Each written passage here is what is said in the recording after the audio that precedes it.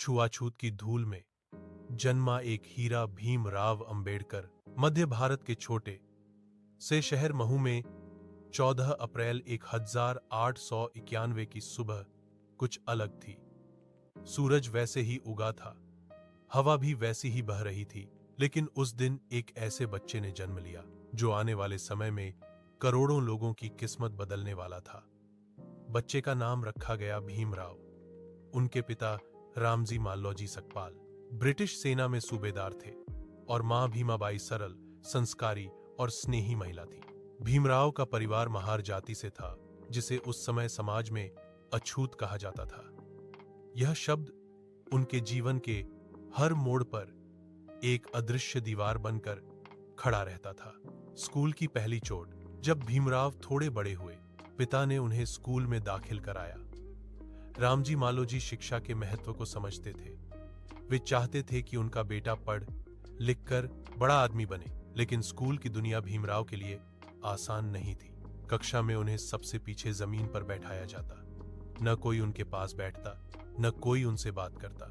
पानी पीने के लिए वे खुद नल को नहीं छू सकते थे।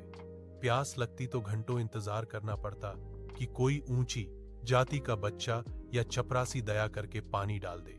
एक दिन बहुत प्यास लगी, गला सूख रहा था। भीमराव ने धीमी आवाज में कहा, सर, पानी।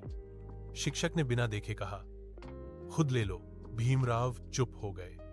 वे जानते थे अगर उन्होंने नल छुआ तो सजा मिलेगी। उस दिन वे प्यासे ही बैठे रहे। आंखों में आंसू थे, लेकिन आत्मसम्मान उनसे ज्यादा बड़ा था। रेलगाई और अपमान। एक बार भीमराव अपने भाई बहनों के साथ अपने पिता से मिलने गांव जा रहे थे। रेलगाई से उतरने के बाद उन्हें बैलगाड़ी चाहिए थी, लेकिन जैसे ही लोगों को पता चला कि वे महार हैं, किसी ने भी उन्हें बैठाने से मना कर दिया। काफी देर बाद एक गाड़ी वाला राजी हुआ, लेकिन शर्त रखी कि वह गाड़ी नहीं चलाएगा, सिर्फ किराया लेगा। बच्चे खुद गाड़ी खींचते रहे। रास्ते भर धूप थी, पसीना था और दिल में एक सवाल, क्या हम इंसान नहीं हैं? उस दिन भीमराव ने पहली बार समाज की क्रूरता को पूरी तरह महसूस किया। मां की कमी और पिता की सीख। भीमराव बहुत छोटे थे जब उनकी मां भीमाबाई का देहांत हो गया।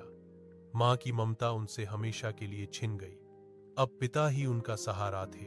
रामजी मालोजी रोज शाम को बच्चों को बैठाकर कहते, बेटा, लोग तुम्हें नीचा दिखाएंगे, लेकिन याद रखना, ज्ञान सबसे बड़ी ताकत है। पढ़ोगे तो कोई तुम्हें दबा नहीं सकेगा। भीमराव इन बातों को दिल में उतार लेते। वे बाकी बच्चों से ज्यादा मेहनत करने लगे।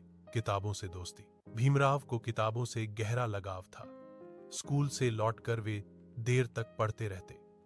उन्हें संस्कृत सीखने की इच्छा थी, लेकिन जाति के कारण मना कर दिया गया।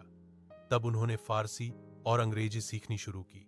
वे समझ चुके थे कि ज्ञान जाति नहीं देखता, लेकिन समाज देखता है, और समाज को बदलने के लिए ज्ञान जरूरी है। पहली जीत। कई अपमान, तानों और अकेलेपन के बावजूद भीमराव पढ़ाई में हमेशा अव्वल रहे। जब उन्होंने मैट्रिक परीक्षा पास की तो यह अपने आप में एक ऐतिहासिक बात थी। उस समय दलित समाज से मैट्रिक पास करना बहुत दुर्लभ था। पूरे मोहल्ले में खुशी थी। लोगों ने मिठाइयां बांटी। पहली बार भीमराव ने देखा कि शिक्षा सम्मान दिला सकती है। एक बच्चे का सपना। एक रात भीमराव छत पर लेटे आसमान देख रहे थे। सितारे टिमटिमा रहे थे।